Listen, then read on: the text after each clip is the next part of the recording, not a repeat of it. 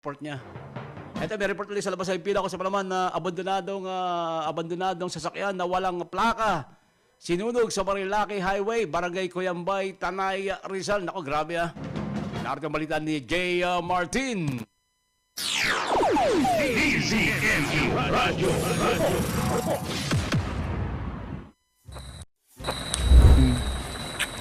Hindi, i-report na natin sa sa Sampaloc yan, pinakamalapit. Nakuna ng video ng isang motorista ang nagliliyab na sasakyang ito habang binabaybay ang kahabaan ng Marilaki Highway, Barangay Cuyambay, Tanay, Rizal. Pasado 3:00 na madaling araw nitong Martes. Ayon sa pulisya, nang matanggap nila ang tawag ng isang concerned citizen, kaagad nilang pinuntahan ang lokasyon ng nasusunog na sasakyan. Yung insidente ay receive kami ng report sa isang concerned citizen na bandang 3:25 ng madaling araw ng August 26. Di umano ay may nasusunog na isang sasakyan sa kahabaan ng Marilaki Highway. So and then, ang ginawa ng ating patrollers, binerify yung incident at na-confirm nila na may nasusunog na kotse. And then, hindi sila ng assistance sa ating barangay na mayroong fire truck doon sa lugar na yun. At agad namang napula ang apoy na nasusunog na kotse. Base sa investigasyon ay sinagawa ng Rizal Highway Patrol Team, di umano'y binura ang chassis at engine number.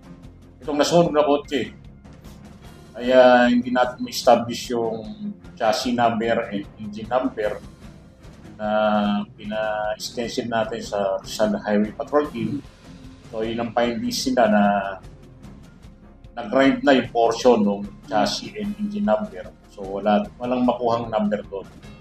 However, meron tayong nakuhang production number doon sa sasakyan na yun yung magiging natin, magsisimulan para makakuha tayo ng complete detalye yung sasakyan na sunod. Dagdag rin ng pulisya, walang plaka ng kanilang datna ng nagliliyab na abandonadong sasakyan.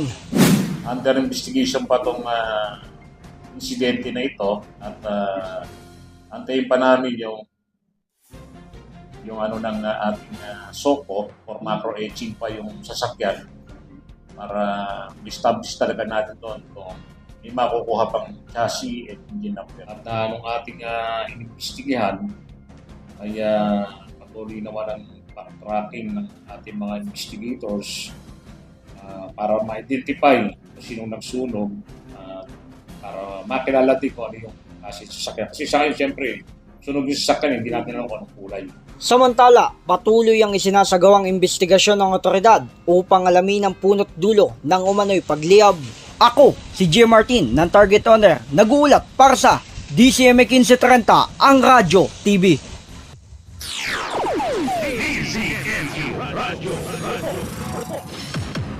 Maraming salamat kay J. Martin. Grabe yung kotse ha. So hindi malaman, barado yung chassis ng di ba? Hindi stem cell yan. Stem cell. Stem cell. Naging sa tao yun ha. Ay grabe, isipin yung pati pintura, hindi na malaman kung anong kulay. Nasunog nga daw po eh.